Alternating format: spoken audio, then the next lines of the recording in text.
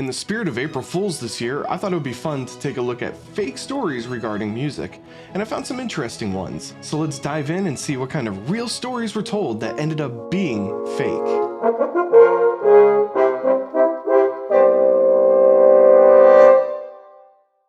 A musical instrument to determine if a medicine is real or fake. This is actually real and was too cool to not include. Using a mabira or a thumb piano as inspiration, scientists were able to see the changes in frequency of a liquid when played. They would fill the tube with liquid and then measure the frequency to see if it matches the sample of the real medicine. This method helped to catch a problem in Nigeria where infant formula was filled with a cheaper chemical that caused a lot of problems for infants.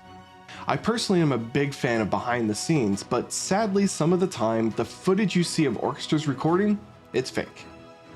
The reason for this is to make the behind the scenes look more appealing, but a lot of movies are recorded by striping or just recording sections at a time.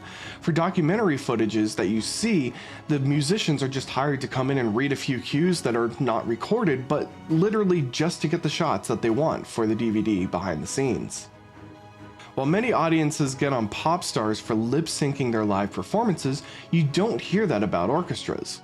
Well, that's because it doesn't normally happen. I have 3 stories to share here. One is from the New York Pops Orchestra in 2005. They were asked to provide the soundtrack for the fireworks show on NBC. Little did they know that the producers wanted the orchestra to fake play the concert when they filmed.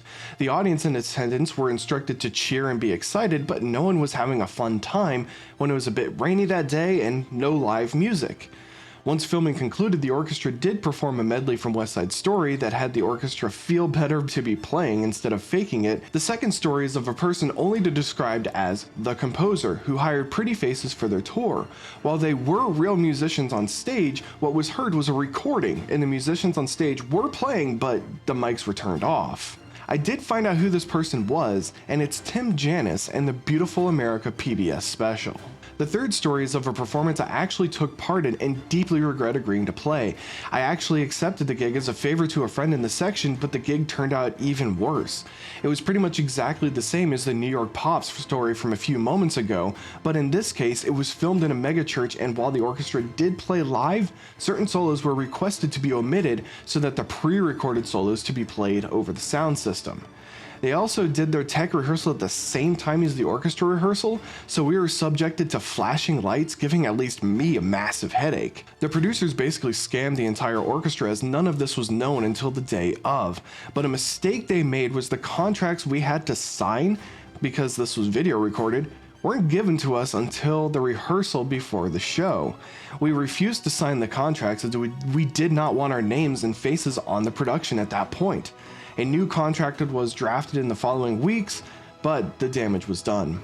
I found a story about a performance by the Moscow Phil in Hong Kong where it was discovered after the fact that the orchestra performing was not the Moscow Phil, and no one really knows who they were. This group pretended to be the Moscow Phil and used their name in recognition for the tour, but it was found out that the Moscow Phil was actually in Paris at the time. Guitar nipple? After having 3 patients come in, all 3 girls aged 8 to 10 with cystic swelling of a single breast and all 3 learning to play the guitar, Dr. Curtis thought this swelling was caused by the guitar, and once they stopped playing, the swelling went down. This was thought to be a joke by Dr. J.M. Murphy, who later submitted an article about cello scrotum.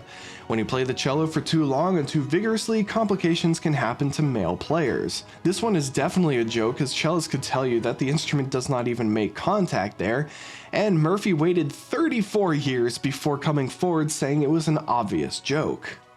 So how did you like those stories? As far as I can tell, they are real stories about fake things. Do you know any that I missed? Let me know in the comments down below, and I will of course see you next time.